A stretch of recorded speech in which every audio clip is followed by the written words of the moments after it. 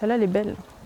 Les générations se suivent, les récoltes changent. Gabrielle Priolio, 12e génération de la famille à travailler sur cette même parcelle de terre sifournaise, a décidé de réintroduire la tulipe dont elle effectue cet hiver les toutes premières récoltes, et cela un peu plus tôt que prévu. Ils ont beaucoup d'avance cette année, elles sont censées arriver début février, être là pour la Saint-Valentin, et puis finalement elles sont déjà là. Donc ouais, c'est la toute première là. Allez, on va regarder un petit peu les photos. Au milieu de 3 hectares de fruits et légumes, 300 mètres carrés sont maintenant dédiés à cette fleur qui fait ainsi son retour dans la très longue histoire de l'exploitation familiale.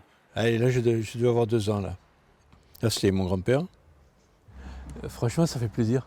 40 ans après, moi, il y a 40 ans que je n'en avais plus vu chez moi des tulipes. Tu vois, les couleurs, c'était pas tout à fait les mêmes et on les cueillait très fleuries avant.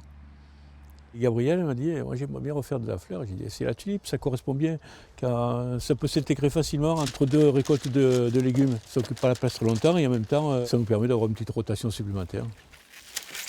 Je vais faire mon bouquet, donc je retire en premier les bulbes et je les retire de cette façon-là pour avoir toute la longueur jusqu'au bout. À 23 ans, la jeune maraîchère, élue Miss Agricole 2025, a en tête d'autres idées qui bourgeonnent. Mais pour l'heure, elle vit pleinement ce dernier choix, à la fois stratégique et affectif.